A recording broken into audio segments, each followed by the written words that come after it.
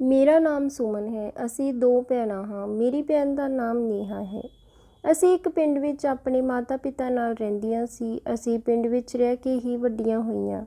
ਮੇਰੀ ਭੈਣ ਦਾ ਸੁਪਨਾ ਸੀ ਕਿ ਉਸ ਦਾ ਵਿਆਹ ਸ਼ਹਿਰ ਵਿੱਚ ਰਹਿਣ ਵਾਲੇ ਮੁੰਡੇ ਨਾਲ ਹੋਵੇ। ਜਦੋਂ ਮੇਰੀ ਭੈਣ ਵੱਡੀ ਹੋਈ ਤਾਂ ਮੰਮੀ ਪਾਪਾ ਨੇ ਉਸ ਲਈ ਰਿਸ਼ਤਾ ਦੇਖਣਾ ਸ਼ੁਰੂ ਕਰ ਦਿੱਤਾ। ਫਿਰ ਕਿਸੇ ਨੇ ਪਵਨ ਨਾਮ ਦੇ ਮੁੰਡੇ ਦੀ ਦੱਸ ਪਾਈ, ਜੋ ਕਿ ਸ਼ਹਿਰ ਵਿੱਚ ਰਹਿ ਕੇ ਨੌਕਰੀ ਕਰਦਾ ਸੀ। ਸਭ ਨੂੰ ਉਹ ਮੁੰਡਾ ਬਹੁਤ ਪਸੰਦ ਆਇਆ ਕਿਉਂਕਿ ਚੰਗਾ ਕਮਾਉਂਦਾ ਅਤੇ ਸ਼ਹਿਰ ਵਿੱਚ ਰਹਿੰਦਾ ਸੀ। ਕੁਝ ਦਿਨਾਂ ਬਾਅਦ ਮੇਰੀ ਭੈਣ ਨੇਹਾ ਦਾ ਵਿਆਹ ਪਵਨ ਨਾਲ ਹੋ ਗਿਆ। ਆਪਣੇ ਵਿਆਹ ਤੋਂ ਬਾਅਦ ਦੀਦੀ ਜਦੋਂ ਵੀ ਸਾਡੇ ਨਾਲ ਫ਼ੋਨ 'ਤੇ ਗੱਲ ਕਰਦੀ ਤਾਂ ਕਹਿੰਦੀ ਕਿ ਪਵਨ ਬਹੁਤ ਚੰਗਾ ਇਨਸਾਨ ਹੈ ਅਤੇ ਮੈਨੂੰ ਬਹੁਤ ਪਿਆਰ ਕਰਦੇ ਹਨ। ਮੈਂ ਬਹੁਤ ਖੁਸ਼ ਹਾਂ। ਇਹ ਸੁਣ ਕੇ ਅਸੀਂ ਵੀ ਸਾਰੇ ਖੁਸ਼ ਹੋ ਜਾਂਦੇ। ਪਰ ਕੁਝ ਦਿਨਾਂ ਬਾਅਦ ਦੀਦੀ ਦਾ ਫ਼ੋਨ ਆਉਣਾ ਬੰਦ ਹੋ ਗਿਆ। ਜਦੋਂ ਅਸੀਂ ਲਾਉਂਦੇ ਤਾਂ ਫ਼ੋਨ ਬੰਦ ਆਉਂਦਾ। ਫਿਰ ਅਸੀਂ ਪਵਨ ਜੀਜਾ ਜੀ ਦੇ ਫ਼ੋਨ 'ਤੇ ਕਾਲ ਕੀਤੀ ਤਾਂ ਉਹਨਾਂ ਨੇ ਕਿਹਾ ਕਿ ਨੇਹਾ ਦੀ ਤਬੀਅਤ ਖਰਾਬ ਹੈ ਅਤੇ ਉਸਦਾ ਫ਼ੋਨ ਵੀ ਪਾਣੀ ਵਿੱਚ ਡਿੱਗ ਕੇ ਖਰਾਬ ਹੋ ਗਿਆ। ਥੋੜ੍ਹੇ ਦਿਨਾਂ ਤੱਕ ਮੈਂ ਉਸਨੂੰ ਨਵਾਂ ਫ਼ੋਨ ਲੈ ਦੇਵਾਂਗਾ। ਜੀਜੇ ਨਾਲ ਗੱਲ ਕਰਨ ਤੋਂ ਬਾਅਦ ਸਾਨੂੰ ਤਸੱਲੀ ਹੋ ਗਈ। ਪਵਨ ਜੀਜਾ ਜੀ ਵੀ ਗੱਲਬਾਤ ਤੋਂ ਵਧੀਆ ਇਨਸਾਨ ਹੀ ਲੱਗਦੇ ਸਨ। ਅਸੀਂ ਸੋਚਿਆ ਕਿ ਦੀਦੀ ਦੀ ਤਬੀਅਤ ਖਰਾਬ ਹੈ, ਇਸ ਲਈ ਉਹਨਾਂ ਦੀ ਖਬਰ ਲੈ ਕੇ ਆਉਣੀ ਚਾਹੀਦੀ ਹੈ। ਮੰਮੀ ਪਾਪਾ ਨੇ ਕਿਹਾ ਕਿ ਤੈਨੂੰ ਕੁਝ ਦਿਨਾਂ ਲਈ ਨੇਹਾ ਕੋਲ ਛੱਡ ਦਿੰਦੇ ਹਾਂ, ਉਸ ਦੀ ਮਦਦ ਹੋ ਜਾਵੇਗੀ। ਅਸੀਂ ਦੀਦੀ ਨੂੰ ਬਿਨਾਂ ਦੱਸੇ ਹੀ ਉਹਨਾਂ ਦੇ ਘਰ ਪਹੁੰਚ ਗਏ। ਮੈਨੂੰ ਲੱਗਿਆ ਸੀ ਕਿ ਦੀਦੀ ਮੈਨੂੰ ਦੇਖ ਕੇ ਬਹੁਤ ਖੁਸ਼ ਹੋਵੇਗੀ ਕਿ ਮੈਂ ਉਹਨਾਂ ਦੇ ਕੋਲ ਕੁਝ ਦਿਨ ਰਹਾਂਗੀ, ਕਿਉਂਕਿ ਦੀਦੀ ਮੈਨੂੰ ਬਹੁਤ ਪਿਆਰ ਕਰਦੀ ਸੀ। ਪਰ ਜਿਵੇਂ ਮੈਂ ਸੋਚਿਆ ਸੀ ਉਵੇਂ ਕੁਝ ਨਹੀਂ ਹੋਇਆ। ਜਦੋਂ ਅਸੀਂ ਦੀਦੀ ਦੇ ਘਰ ਪਹੁੰਚੇ ਤਾਂ ਸਾਨੂੰ ਦੇਖ ਕੇ ਦੀਦੀ ਦੇ ਚਿਹਰੇ ਦਾ ਰੰਗ ਉੱਡ ਗਿਆ। ਉਹਨਾਂ ਨੂੰ ਦੇਖ ਕੇ ਲੱਗ ਰਿਹਾ ਸੀ ਕਿ ਉਹ ਸਾਨੂੰ ਦੇਖ ਕੇ ਖੁਸ਼ ਨਹੀਂ ਹੋਈ। ਅਸੀਂ ਦੀਦੀ ਨੂੰ ਉਸ ਦੀ ਤਬੀਅਤ ਬਾਰੇ ਪੁੱਛਿਆ ਤੇ ਉਸਨੇ ਕਿਹਾ ਕਿ ਹੁਣ ਮੈਂ ਬਿਲਕੁਲ ਠੀਕ ਹਾਂ, ਪਰ ਮੈਨੂੰ ਆਪਣੀ ਦੀਦੀ ਦਾ ਵਿਵਹਾਰ ਕੁਝ ਠੀਕ ਨਹੀਂ ਲੱਗ ਰਿਹਾ ਸੀ ਕਿ ਉਹ ਮੈਨੂੰ ਆਪਣੇ ਕੋਲ ਰੱਖਣ ਲਈ ਤਿਆਰ ਨਹੀਂ ਸੀ। ਪਰ ਉਸਦੇ ਇਸ ਬਦਲੇ ਵਿਵਹਾਰ ਨੇ ਮੇਰੇ ਦਿਲ ਵਿੱਚ ਸ਼ੱਕ ਦਾ ਬੀਜ ਬੋ ਦਿੱਤਾ ਸੀ। ਮੇਰੀ ਦੀਦੀ ਜੋ ਮੈਨੂੰ ਇੰਨਾ ਪਿਆਰ ਕਰਦੀ ਸੀ, ਅੱਜ ਮੈਨੂੰ ਦੇਖ ਕੇ ਖੁਸ਼ ਨਹੀਂ ਸੀ। ਉਹ ਅਜਿਹਾ ਵਿਵਹਾਰ ਕਿਉਂ ਕਰ ਰਹੀ ਸੀ? ਇਸ ਦਾ ਕੀ ਕਾਰਨ ਹੋ ਸਕਦਾ ਸੀ? ਇਸ ਲਈ ਮੈਂ ਕੁਝ ਦਿਨ ਉੱਥੇ ਹੀ ਰੁਕਣਾ ਠੀਕ ਸਮਝਿਆ। ਹਾਲਾਂਕਿ ਦੀਦੀ ਅਜਿਹਾ ਨਹੀਂ ਚਾਹੁੰਦੀ ਸੀ, ਪਰ ਪਵਨ ਜੀਜਾ ਜੀ ਨੂੰ ਮੇਰੇ ਉੱਥੇ ਰੁਕਣ 'ਤੇ ਕੋਈ ਇਤਰਾਜ਼ ਨਹੀਂ ਸੀ। ਮੈਂ ਹਜੇ ਵੀ ਦੀਦੀ ਦੇ ਇਨਕਾਰ ਦੀ ਵਜ੍ਹਾ ਨਹੀਂ ਸਮਝ ਪਾ ਰਹੀ ਸੀ। ਮੈਨੂੰ ਲੱਗਣ ਲੱਗਿਆ ਕਿ ਦੀਦੀ ਵਿਆਹ ਤੋਂ ਬਾਅਦ ਬਦਲ ਗਈ ਹੈ, ਇਸ ਲਈ ਉਸਦਾ ਮੇਰੇ ਪ੍ਰਤੀ ਪਿਆਰ ਘਟ ਗਿਆ ਹੈ। ਸ਼ਾਇਦ ਉਸ ਕੋਲ ਜ਼ਿਆਦਾ ਪੈਸੇ ਆ ਜਾਣ ਕਾਰਨ ਉਸਦਾ ਵਿਵਹਾਰ ਬਦਲ ਗਿਆ ਹੈ। ਖੈਰ, ਦੀਦੀ ਦੀ ਮਰਜ਼ੀ ਦੇ ਖਿਲਾਫ ਹੀ ਮੈਂ ਉੱਥੇ ਉਸਦੀ ਮਦਦ ਕਰਨ ਦੇ ਬਹਾਨੇ ਰੁਕ ਹੀ ਗਈ। ਮੈਨੂੰ ਉੱਥੇ ਰੁਕੇ 2 ਕੁ ਦਿਨ ਹੀ ਹੋਏ ਸਨ ਕਿ ਦੀਦੀ ਦੇ ਘਰ ਵਿੱਚ 2 ਹੀ ਕਮਰੇ ਸਨ। ਇੱਕ ਵਾਰ ਮੈਂ ਰਾਤ ਨੂੰ ਆਪਣੇ ਕਮਰੇ ਵਿੱਚੋਂ ਬਾਹਰ ਆ ਕੇ ਪਾਣੀ ਪੀਣ ਲਈ ਰਸੋਈ ਵਿੱਚ ਗਈ ਤਾਂ ਜੀਜਾ ਜੀ ਬਾਹਰ ਸੋਫੇ 'ਤੇ ਸੁੱਤੇ ਪਏ ਸਨ। ਦੀਦੀ ਸ਼ਾਇਦ ਆਪਣੇ ਕਮਰੇ ਵਿੱਚ ਸੀ, ਪਰ ਮੈਂ ਹੈਰਾਨ ਸੀ ਕਿ ਜੀਜਾ ਜੀ ਇਸ ਤਰ੍ਹਾਂ ਕਮਰੇ ਵਿੱਚੋਂ ਬਾਹਰ ਕਿਉਂ ਹਨ। ਮੈਂ ਜਦੋਂ ਪਾਣੀ ਪੀ ਕੇ ਵਾਪਸ ਆ ਰਹੀ ਸੀ ਤਾਂ ਦੀਦੀ ਦੇ ਕਮਰੇ ਵਿੱਚੋਂ ਕਿਸੇ ਦੀ ਆਵਾਜ਼ ਆ ਰਹੀ ਸੀ। ਮੈਂ ਅੱਗੇ ਵੱਧ ਕੇ ਦੇਖਣ ਹੀ ਵਾਲੀ ਸੀ ਕਿ ਉਦੋਂ ਨੂੰ ਜੀਜਾ ਜੀ ਨੇ ਉੱਠ ਕੇ ਰੋਕ ਲਿਆ ਅਤੇ ਕਹਿਣ ਲੱਗੇ ਕਿ ਤੂੰ ਇੰਨੀ ਰਾਤ ਇੱਥੇ ਕੀ ਕਰਦੀ ਹੈ, ਆਪਣੇ ਕਮਰੇ ਵਿੱਚ ਜਾ। ਮੈਂ ਜੀਜਾ ਜੀ ਨੂੰ ਪੁੱਛ ਹੀ ਲਿਆ ਕਿ ਤੁਸੀਂ ਕਮਰੇ ਵਿੱਚੋਂ ਬਾਹਰ ਕਿਉਂ ਪਏ ਹੋ, ਤਾਂ ਉਹ ਕਹਿਣ ਲੱਗੇ ਕਿ ਤੇਰੀ ਭੈਣ ਨਾਲ ਥੋੜ੍ਹੀ ਅਣਬਣ ਹੋ ਗਈ ਹੈ, ਇਸ ਲਈ। ਮੈਨੂੰ ਇਹ ਉਹਨਾਂ ਦਾ ਪਰਸਨਲ ਮੈਟਰ ਲੱਗਿਆ, ਇਸ ਲਈ ਜ਼ਿਆਦਾ ਪੁੱਛਣਾ ਠੀਕ ਨਹੀਂ ਸਮਝਿਆ। ਮੈਂ ਆਪਣੇ ਕਮਰੇ ਵਿੱਚ ਆ ਗਈ, ਪਰ ਦੀਦੀ ਦੇ ਕਮਰੇ ਵਿੱਚੋਂ ਆਵਾਜ਼ ਕਿਸ ਦੀ ਆ ਰਹੀ ਸੀ, ਇਹ ਸਭ ਸੋਚਦੇ ਮੈਨੂੰ ਕਦੋਂ ਨੀਂਦ ਆ ਗਈ ਪਤਾ ਨਾ ਚੱਲਿਆ।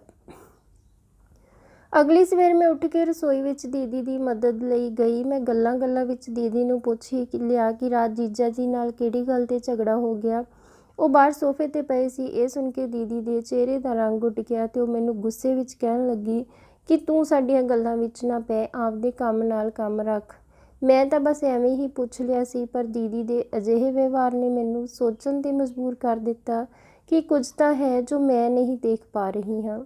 ਜੀਜਾ ਜੀ ਦਾ ਵਿਵਹਾਰ ਮੇਰੇ ਨਾਲ ਠੀਕ ਸੀ, ਪਰ ਮੇਰੀ ਆਪਣੀ ਭੈਣ ਤੋਂ ਇਹ ਉਮੀਦ ਨਹੀਂ ਕਰਦੀ ਸੀ ਮੈਂ। ਅਗਲੀ ਰਾਤ ਮੈਂ ਫਿਰ ਰਾਤ ਨੂੰ ਉੱਠ ਕੇ ਪਾਣੀ ਦੇ ਬਹਾਨੇ ਕਮਰੇ ਵਿੱਚੋਂ ਆਈ, ਪਰ ਅੱਜ ਜੀਜਾ ਜੀ ਬਾਹਰ ਨਹੀਂ ਸਨ। ਇਸ ਤਰ੍ਹਾਂ ਮੈਂ 2 ਦਿਨ ਦੇਖਦੀ ਰਹੀ, ਸਭ ਨੋਰਮਲ ਹੀ ਲੱਗ ਰਿਹਾ ਸੀ। ਪਰ ਤੀਜੀ ਰਾਤ ਫਿਰ ਉਸੇ ਤਰ੍ਹਾਂ ਹੀ ਜੀਜਾ ਕਮਰੇ ਵਿੱਚੋਂ ਬਾਹਰ ਸੋਫੇ 'ਤੇ ਪਏ ਸਨ ਅਤੇ ਦੀਦੀ ਦੇ ਕਮਰੇ ਵਿੱਚੋਂ ਫਿਰ ਕਿਸੇ ਦੀ ਆਵਾਜ਼ ਆ ਰਹੀ ਸੀ। ਜੀਜਾ ਜੀ ਨੇ ਪਿਛਲੀ ਵਾਰ ਦੀ ਤਰ੍ਹਾਂ ਮੈਨੂੰ ਕਮਰੇ ਵਿੱਚ ਜਾਣ ਲਈ ਕਿਹਾ। ਹੁਣ ਮੈਨੂੰ ਕਿਸੇ ਗੜਬੜ ਦਾ ਅੰਦਾਜ਼ਾ ਹੋ ਗਿਆ ਸੀ। ਹੁਣ ਮੈਂ ਰੋਜ਼ ਰਾਤ ਨੂੰ ਜਾਗ ਕੇ ਪਤਾ ਕਰਨ ਦਾ ਫੈਸਲਾ ਕੀਤਾ ਕਿ ਆਖਿਰ ਕੀ ਗੱਲ ਹੈ। ਪਰ ਜਦੋਂ ਮੈਂ ਅਗਲੀ ਰਾਤ ਕਮਰੇ ਵਿੱਚੋਂ ਬਾਹਰ ਆਉਣ ਲੱਗੀ ਤਾਂ ਮੇਰਾ ਦਰਵਾਜ਼ਾ ਕਿਸੇ ਨੇ ਬਾਹਰ ਤੋਂ ਬੰਦ ਕਰ ਦਿੱਤਾ ਸੀ। ਮੇਰਾ ਸ਼ੱਕ ਹੋਰ ਵੀ ਪੱਕਾ ਹੋ ਗਿਆ ਕਿ ਕੁਝ ਤਾਂ ਚੱਲ ਰਿਹਾ ਹੈ। ਮੈਂ ਉਸ ਰਾਤ ਸੁੱਤੀ ਨਾ। ਤਕਰੀਬਨ 3 ਘੰਟੇ ਬਾਅਦ ਦਰਵਾਜ਼ਾ ਕਿਸੇ ਨੇ ਬਾਹਰੋਂ ਖੋਲ੍ਹ ਦਿੱਤਾ ਸੀ, ਪਰ ਅਜਿਹਾ ਕਰਨ ਦਾ ਕੀ ਕਾਰਨ ਹੋ ਸਕਦਾ ਸੀ? ਅਗਲੇ 2 ਦਿਨ ਤੱਕ ਇਸੇ ਤਰ੍ਹਾਂ ਹੀ ਮੇਰਾ ਦਰਵਾਜ਼ਾ ਰਾਤ ਨੂੰ ਕੋਈ ਬਾਹਰੋਂ ਬੰਦ ਕਰ ਦਿੰਦਾ। ਮੈਂ ਇਸ ਬਾਰੇ ਆਪਣੀ ਦੀਦੀ ਤੇ ਜੀਜਾ ਜੀ ਨੂੰ ਕੋਈ ਸਵਾਲ ਨਹੀਂ ਕੀਤਾ ਸੀ, ਕਿਉਂਕਿ ਇੰਨੀ ਸਮਝ ਤਾਂ ਆ ਗਈ ਸੀ ਕਿ ਉਹ ਦੋਨੋਂ ਕੁਝ ਤਾਂ ਛੁਪਾ ਰਹੇ ਸੀ। ਇਸ ਲਈ ਮੈਂ ਆਪਣੇ ਆਪ ਹੀ ਸਭ ਕੁਝ ਪਤਾ ਕਰਨ ਦਾ ਫੈਸਲਾ ਕੀਤਾ। ਅੱਜ ਰਾਤ ਮੈਂ ਆਪਣੇ ਕਮਰੇ ਵਿੱਚੋਂ ਦੀਦੀ ਦੇ ਕਮਰੇ ਵਿੱਚ ਲੁਕ ਗਈ ਤਾਂ ਕਿ ਮੈਨੂੰ ਕੋਈ ਕਮਰੇ ਵਿੱਚ ਬੰਦ ਨਾ ਕਰ ਸਕੇ, ਤੇ ਆਪਣੇ ਬੈੱਡ 'ਤੇ ਮੈਂ ਸਿਰਹਾਣੇ ਰੱਖ ਕੇ ਚਾਦਰ ਨਾਲ ਢੱਕ ਦਿੱਤੇ ਤਾਂ ਕਿ ਦੇਖਣ ਵਾਲੇ ਨੂੰ ਲੱਗੇ ਕਿ ਮੈਂ ਕਮਰੇ ਵਿੱਚ ਸੁੱਤੀ ਪਈ ਹਾਂ। ਰਾਤ ਦੇ 12 ਕੁ ਵਜੇ ਸਨ। ਦਰਵਾਜ਼ੇ 'ਤੇ ਕਿਸੇ ਦੇ ਆਉਣ ਦੀ ਦਸਤਕ ਹੋਈ ਤਾਂ ਜੀਜਾ ਜੀ ਕਮਰੇ ਵਿੱਚੋਂ ਬਾਹਰ ਗਏ। ਪਹਿਲਾਂ ਉਹਨਾਂ ਨੇ ਮੇਰੇ ਕਮਰੇ ਦਾ ਦਰਵਾਜ਼ਾ ਬਾਹਰੋਂ ਬੰਦ ਕੀਤਾ ਤੇ ਫਿਰ ਦੇਖਣ ਗਏ ਕਿ ਬਾਹਰ ਕੌਣ ਹੈ। ਬਾਹਰ ਦਰਵਾਜ਼ੇ 'ਤੇ ਇੱਕ ਆਦਮੀ ਸੀ। ਜੀਜਾ ਜੀ ਉਸ ਨੂੰ ਲੈ ਕੇ ਕਮਰੇ ਵਿੱਚ ਆ ਗਏ। ਉਸ ਆਦਮੀ ਨੇ ਜੀਜਾ ਜੀ ਨੂੰ ਬਹੁਤ ਸਾਰੇ ਪੈਸੇ ਦਿੱਤੇ। ਦੀਦੀ ਇਹ ਸਭ ਚੁੱਪਚਾਪ ਦੇਖ ਰਹੀ ਸੀ, ਪਰ ਉਹ ਦੁਖੀ ਤੇ ਡਰੀ ਹੋਈ ਲੱਗ ਰਹੀ ਸੀ। ਮੈਨੂੰ ਵੀ ਸਮਝ ਨਹੀਂ ਆ ਰਿਹਾ ਸੀ ਕਿ ਇਹ ਕੀ ਹੋ ਰਿਹਾ ਹੈ, ਪਰ ਕੁਝ ਮਿੰਟਾਂ ਬਾਅਦ ਸਭ ਸਾਫ਼ ਸਮਝ ਆ ਗਿਆ। ਜੀਜਾ ਜੀ ਉਸ ਆਦਮੀ ਨੂੰ ਬੈੱਡ ਵੱਲ ਇਸ਼ਾਰਾ ਕਰਕੇ ਦੀਦੀ ਕੋਲ ਭੇਜ ਦਿੱਤਾ ਤੇ ਆਪ ਕਮਰੇ ਵਿੱਚੋਂ ਬਾਹਰ ਚਲੇ ਗਏ। ਉਸ ਤੋਂ ਬਾਅਦ ਜੋ ਦੀਦੀ ਨਾਲ ਹੋਇਆ ਉਹ ਦੇਖ ਕੇ ਮੇਰੇ ਪੈਰਾਂ ਥੱਲਿਓਂ ਜ਼ਮੀਨ ਖਿਸਕ ਗਈ, ਪਰ ਮੈਂ ਉਸ ਸਮੇਂ ਕੁਝ ਨਹੀਂ ਕਰ ਸਕਦੀ ਸੀ ਸਿਵਾਏ ਸਵੇਰ ਦਾ ਇੰਤਜ਼ਾਰ ਕਰਨ ਤੋਂ, ਕਿਉਂਕਿ ਜੇ ਮੈਂ ਉਸੇ ਸਮੇਂ ਸਭ ਰੋਕਣ ਦੀ ਕੋਸ਼ਿਸ਼ ਕਰਦੀ ਤਾਂ ਪਤਾ ਨਹੀਂ ਸਾਡੇ ਦੋਨਾਂ ਭੈਣਾਂ ਨਾਲ ਕੀ ਹੋ ਜਾਂਦਾ। ਮੈਂ ਕਿਸੇ ਤਰ੍ਹਾਂ ਆਪਣੇ ਆਪ ਨੂੰ ਸੰਭਾਲਿਆ। ਮੇਰੀ ਦੀਦੀ ਨਾਲ ਕਿੰਨਾ ਗਲਤ ਹੋ ਰਿਹਾ ਸੀ। ਮੇਰਾ ਜੀਜਾ ਸਿਰਫ ਪੈਸੇ ਖਾਤਰ ਦੀਦੀ ਦੀ ਇੱਜ਼ਤ ਨਾਲ ਖਿਲਵਾੜ ਕਰ ਰਿਹਾ ਸੀ। ਕੁਝ ਸਮੇਂ ਬਾਅਦ ਉਹ ਆਦਮੀ ਵਾਪਸ ਚਲਿਆ ਗਿਆ। ਜਦੋਂ ਉਹ ਵਾਪਸ ਸੌਂ ਗਏ ਤਾਂ ਮੈਂ ਵੀ ਆਪਣੇ ਕਮਰੇ ਵਿੱਚ ਆ ਗਈ, ਪਰ ਮੇਰੇ ਲਈ ਆਪਣੇ ਗੁੱਸੇ 'ਤੇ ਕਾਬੂ ਰੱਖਣਾ ਬਹੁਤ ਮੁਸ਼ਕਿਲ ਹੋ ਰਿਹਾ ਸੀ। ਪਰ ਗੁੱਸੇ ਵਿੱਚ ਕੋਈ ਗਲਤ ਕਦਮ ਵੀ ਨਹੀਂ ਚੁੱਕ ਸਕਦੀ ਸੀ। ਦਿਲ ਤਾਂ ਕਰਦਾ ਸੀ ਕਿ ਆਪਣੇ ਜੀਜੇ ਦੀ ਜਾਨ ਲੈ ਲਵਾਂ। ਉਹ ਮੇਰੀ ਭੈਣ ਨਾਲ ਇਸ ਤਰ੍ਹਾਂ ਕਿਵੇਂ ਕਰ ਸਕਦਾ ਸੀ? ਮੈਂ ਕੁਝ ਸੋਚ ਵਿਚਾਰ ਤੋਂ ਬਾਅਦ ਪਹਿਲਾਂ ਮੰਮੀ ਪਾਪਾ ਨੂੰ ਫ਼ੋਨ ਕਰਕੇ ਸਭ ਦੱਸ ਦਿੱਤਾ ਤੇ ਸਮਝਾ ਵੀ ਦਿੱਤਾ ਕਿ ਕੀ, ਕਦੋਂ ਤੇ ਕਿਵੇਂ ਕਰਨਾ ਹੈ। ਅਗਲੀ ਸਵੇਰ ਮੈਂ ਉਸੇ ਤਰ੍ਹਾਂ ਨੋਰਮਲ ਵਿਵਹਾਰ ਕੀਤਾ ਤਾਂ ਕਿ ਕਿਸੇ ਨੂੰ ਸ਼ੱਕ ਨਾ ਹੋਵੇ ਕਿ ਮੈਨੂੰ ਸਭ ਪਤਾ ਚੱਲ ਗਿਆ ਹੈ। ਜਦੋਂ ਰਾਤ ਹੋਈ ਤਾਂ ਮੈਂ ਉਸੇ ਤਰ੍ਹਾਂ ਹੀ ਆਪਣੇ ਕਮਰੇ ਤੋਂ ਬਾਹਰ ਲੁਕ ਗਈ। ਸਭ ਕੁਝ ਪਿਛਲੀ ਰਾਤ ਵਾਂਗ ਹੀ ਸੀ। ਦਰਵਾਜ਼ੇ 'ਤੇ ਕੋਈ ਆਦਮੀ ਆਇਆ। ਜੀਜਾ ਜੀ ਉਸ ਨੂੰ ਉਸੇ ਤਰ੍ਹਾਂ ਕਮਰੇ ਵਿੱਚ ਲੈ ਗਏ ਤੇ ਉਸ ਤੋਂ ਪੈਸੇ ਲੈ ਕੇ ਉਸ ਨੂੰ ਦੀਦੀ ਕੋਲ ਭੇਜ ਦਿੱਤਾ। ਉਸੇ ਸਮੇਂ ਹੀ ਮੈਂ ਆਪਣੇ ਪਾਪਾ ਨੂੰ ਫ਼ੋਨ ਕੀਤਾ, ਜੋ ਕਿ ਪੁਲਿਸ ਲੈ ਕੇ ਆ ਰਹੇ ਸਨ। ਉਹ ਜਲਦੀ ਹੀ ਆ ਗਏ। ਪੁਲਿਸ ਨੂੰ ਦੇਖ ਕੇ ਜੀਜੇ ਨੇ ਭੱਜਣ ਦੀ ਕੋਸ਼ਿਸ਼ ਤਾਂ ਕੀਤੀ, ਪਰ ਭੱਜ ਨਾ ਸਕਿਆ, ਫੜਿਆ ਗਿਆ। ਫਿਰ ਦੀਦੀ ਨੇ ਸਾਰਾ ਸੱਚ ਪੁਲਿਸ ਨੂੰ ਦੱਸਿਆ। ਦੀਦੀ ਨੇ ਆਪਣੀ ਸਾਰੀ ਕਹਾਣੀ ਸੁਣਾਈ ਕਿ ਵਿਆਹ ਦੇ ਕੁਝ ਦਿਨਾਂ ਬਾਅਦ ਤੱਕ ਤਾਂ ਸਭ ਠੀਕ ਚੱਲ ਰਿਹਾ ਸੀ।